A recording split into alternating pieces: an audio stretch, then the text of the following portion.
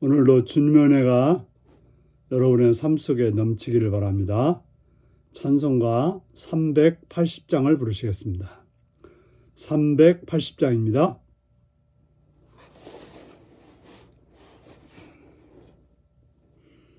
나의 생명 되신 주 주님 앞에 나아갑니다. 주의 흘린 보혈로 정케 하사 받아주소서. 날마다 주를 찬송하겠네.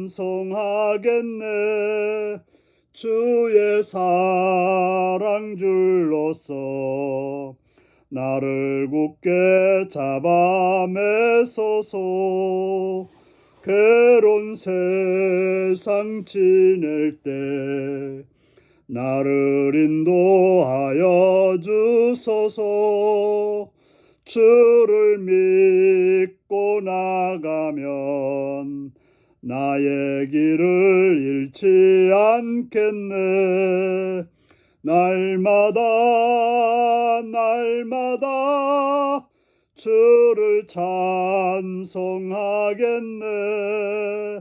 주의 사랑 줄로서 나를 굳게 잡아 매소서.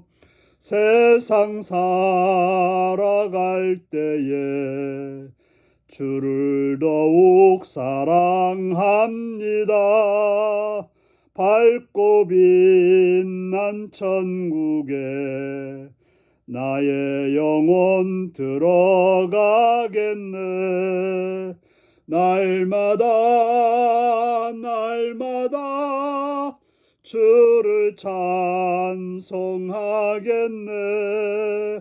주의 사랑 줄로서 나를 굳게 잡아 매소서. 아멘. 이 시간 우리에게 주신 하나님 말씀은 마태복음 9장 14절에서 26절까지 말씀입니다.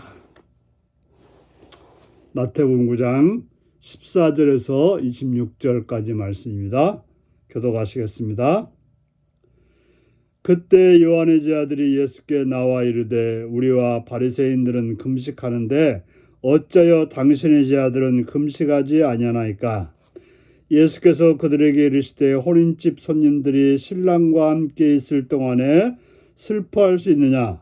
그러나 신랑을 빼앗긴 날이 이르리니 그때에는 금식할 것이니라. 생배 조각을 낡은 옷에 붙이는 자가 없나니 이는 기운 것이 그 옷을 당기어 헤어짐이 더하게 되며 새 포도주를 낡은 가죽 부대에 넣지 아니하나니 그렇게 하면 부대가 터져 포도주가 쏟아지고 부대도 버리게 됨이라. 새 포도주는 새 부대에 넣어야 둘이 다 보존되느니라. 예수께서 이 말씀을 하실 때에 한 관리가 와서 절하며 이르되 내 딸이 방금 죽었사오나 오셔서 그 몸에 손을 얹어주소서. 그러면 살아나겠나이다 하니 예수께서 일어나 따라가시며 제 아들도 가더니 12해 동안이나 혈루증으로 앓는 여자가 예수의 뒤로 와서 그 겉옷가를 만지니 이는 제 마음에 그 겉옷만 만져도 구원을 받겠다 함이라. 예수께서 돌이켜 그를 보시며 이르시되 딸아 안심하라. 내 믿음이 너를 구원하였다 하시니 여자가 그 즉시 구원을 받으리라. 예수께서 그 관리의 집에 가사 피리를 부는 자들과 떠드는 무리를 보시고 이르시되 물러가라. 이 소녀가 죽은 것이 아니라 잔다 하시니 그들이 비웃더라. 무리를 내보낸 후에 예수께서 들어가사 소녀의 손을 잡으심에 일어나는지라. 그 소문이 그 온 땅에 퍼지더라. 아멘. 오늘은 예수님이 베푸신 구원의 새 역사라는 제목으로 말씀을 나누겠습니다. 요한의 제자들이 와서 예수님께 말합니다. 자신들과 바리새인들은 금식하는데 어째서 당신의 제자들은 금식하지 아니하나이까? 라고 물었습니다. 예수님은 이 땅에 오셔서 공생애를 사역하셨을 때 늘 먹고 즐기며 말씀을 나누는 그러한 삶이었습니다. 그 당시에 이제 바리새파나 요한파 사람들은 그렇지 않고 날짜를 정해놓고 금식하는 일을 했습니다. 왜냐하면 이제 그 유대교 전통이 그런 금식을 하라고 했기 때문에 요한의 제자들도 새롭게 한다고 했지만은 금식하는 일은 계속해서 했던 것 같습니다. 그러니까 예수님의 제자들이 다르니까 왜 다르냐? 뭐 하나님을 섬기면 다 그렇게 해야지 하고는 자신들과 똑같기를 원해서 왜 금식하지 않냐고 했을 때 예수님은 말씀하십니다. 혼인집에 손님들이 신랑이 함께 있는데 신랑과 함께 먹고 즐기는 것이 맞지 어떻게 신랑이 있는데 금식할 수 있겠느냐? 혹시 신랑이 없다면 신랑이 뭐 빼앗겼다면 그때는 우리가 슬퍼하며 금식하며 신랑이 돌아오기를 기다려야 되지 않겠느냐라고 물었던 것입니다. 그렇습니다.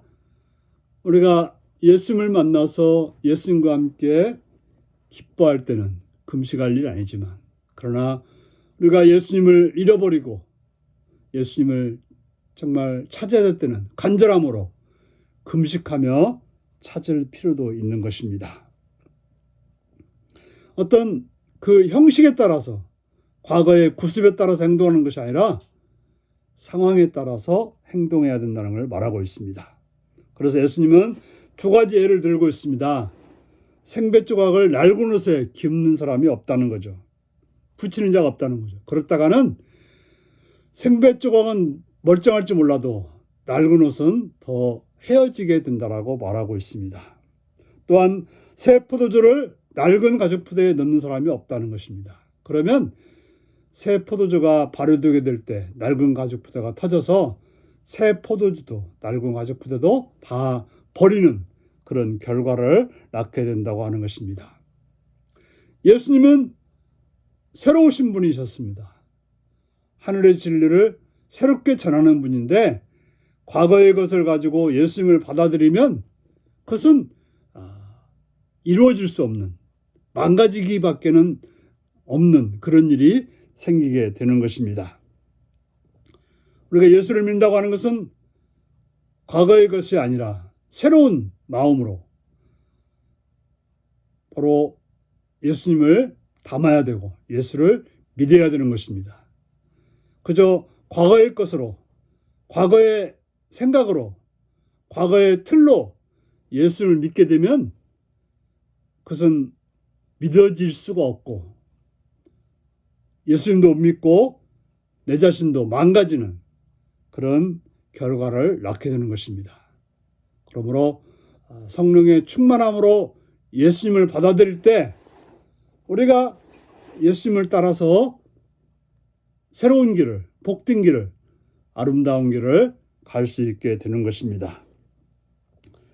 이렇게 말씀하실 때 한 관리가 와서 내 딸이 방금 죽었는데 예수님이 오셔서 손을 얹어주시면 내 딸이 살겠습니다 라고 간청을 했습니다. 대단한 믿음 아닙니까? 자기 딸이 죽었는데 예수님이 와서 손만 얹어주시면 낫겠다고 믿는 그 믿음 대단합니다.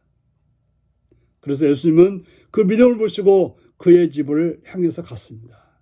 간 도중에 12해를 혈루증으로 고통을 당했던 여인이 그에게도 믿음이 있어서 예수님의 겉옷만이라도 만지면 내 병이 낫겠다라는 믿음을 가지고 사람들 틈새에 와서 예수님의 겉옷을 만졌을 때 예수님이 돌아보시며 내 믿음이 너를 구원하였다. 그래서 그 여자가 즉시 구원을 받게 되었다라고 말하고 있습니다. 예수님은 그 여인을 고쳐주시고 그 관리의 집에 와서 떠드는 사람들, 피를 불며 울며 난리치는 사람들을 향해서 물러가라. 이 소녀가 죽은 것이 아니라 잔다 하시니 믿음이 없는 자들은 비웃었습니다. 하지만 믿음을 가지고 바라보고 있던 그 아버지가 있기 때문에 예수님은 가셔서 그의 소녀의 손을 잡으시고 일으켜 세워서 일어나게 되었다는 사실인 것입니다. 그렇습니다. 우리가 인간의 생각으로 할 수 없지만 예수를 믿음으로 우리에게 이루어질 수 있는 일이 이루어지긴다는 사실을 기억하시는 여러분들이 되시기 바랍니다.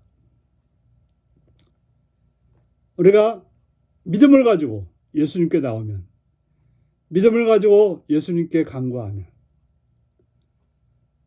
바로 예수님께서 우리의 삶을 살려주시고 변화시켜 주시고 새롭게 해주시는, 그래서 그러한 은혜를 누리는 복된 삶이 여러분들에게 있기를 바랍니다. 기도하겠습니다.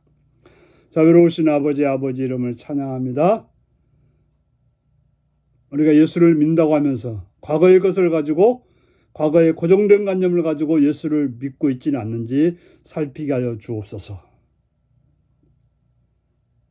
새로운 마음으로 성령으로 예수를 믿고 알고 따름으로 예수님과 함께 천국의 삶을 누리는 성도가 되게 하여 주옵소서. 또한 참으로 우리가 어찌 감당할 수 없는 그런 일들을 예수를 믿고 예수님께 나아감으로 고침받고 새로워짐을 받고 놀라운 그런 은혜를 누리는 삶이 되도록 도와주옵소서. 감사드리옵고 예수님의 이름으로 기도드리옵나이다. 아멘. 하늘에 계신 우리 아버지의 이름을 거룩하게 하시며 아버지의 나라가 오게 하시며 아버지의 뜻이 하늘에서와 같이 땅에서도 이루어지게 하소서. 오늘 우리에게 일용할 양식을 주시고 우리가 우리에게 죄 지은 사람을, 잘못한 사람을 용서해 준 것 같이 우리의 죄를 용서해 주시고 우리를 시험에 빠지지 않게 하시고 악에서 구하소서. 나라와 권능과 영광이 영원히 아버지의 것입니다. 아멘. 말씀 묵상입니다. 본문에서 금식, 낡은 옷, 낡은 가죽 부대는 무엇을 의미하나요?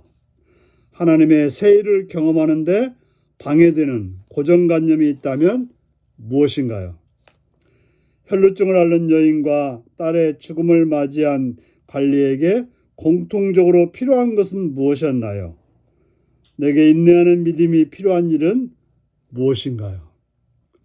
말씀을 묵상하시며 오늘도 여러분의 삶에 하나님의 은혜가 충만하시길 바랍니다. 샬롬.